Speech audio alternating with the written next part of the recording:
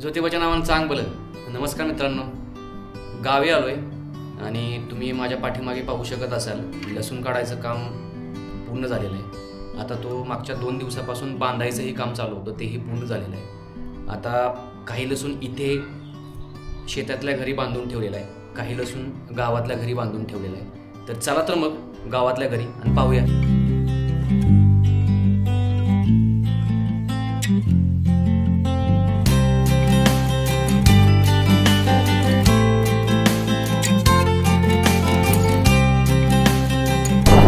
नमस्कार मित्रांनो, जसं मी मगाशी सांगितलं गावाला आहे.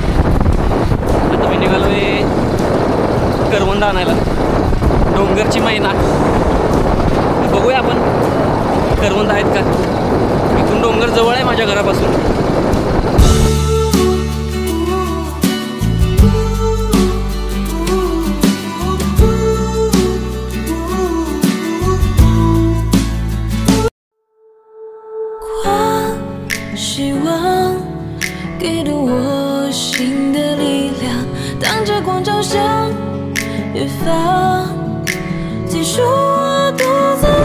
मित्रांनो, तुम्ही पाहू शकत असाल ही सगळी जी झाडं आहेत ती करवंदाची झाडं आहेत. करवंदाचं ॲक्च्युली जाळं असतं पोचलेल्या डोंगराच्या एकदम पायथ्याला, माझ्या घरापासून नजीकच आहे. आता तुम्ही पाहू शकत असाल ही सगळी झाडं जी आहेत ती करवंदाची झाडं आहेत. आता आपण बघूया आतमध्ये जाऊन आपल्याला करवंद भेटत आहेत का. नमस्कार मंडळी, आपण आलोय आता डोंगराच्या पायथ्याला आलोय. वर तुम्हाला डोंगर दिसत असेल, माझ्या घरापासून अगदी नजीक आहे हे. आणि पावसाळ्यात इकडे वातावरण खूप सुंदर वातावरण होतं. आत्ता इकडे तुम्हाला दिसत आहेत करवंदाची जाळी. आता आपण बघूया आपल्याला करवंद आज मिळत आहेत का. मम्मीने सांगितले थोडी कच्ची पण करवंद घेऊन या, लोणचं करायचे. करवंदाचं लोणचं पण खूप छान असतं. मित्रांनो, तुम्ही पाहू शकत असाल आता आपण आलोय, एक जाळ आपल्याला भेटलेलं आहे करवंदाचं. तुम्ही बघू शकत असाल काही कच्ची करवंद पण आहेत, काही पिकलेली करवंद पण आहेत. भरपूर करवंद यावर्षी आलेली आहेत.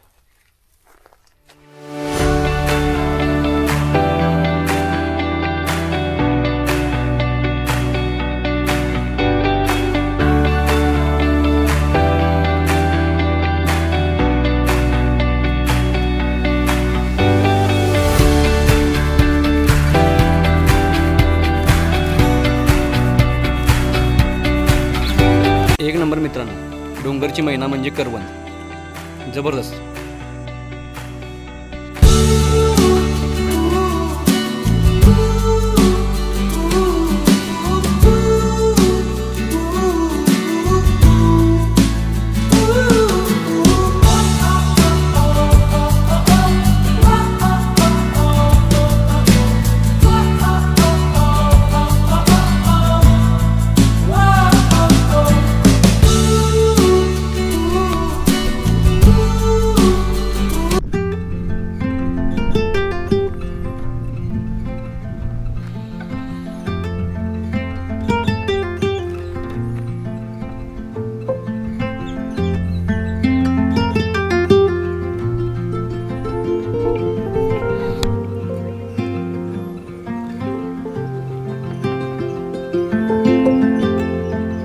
मागच्या वर्षी पाऊसमान कमी असल्यामुळं करवंद जास्त नव्हती. यावर्षी पाऊस झाला होता त्यामुळं करवंद आलीच चांगली.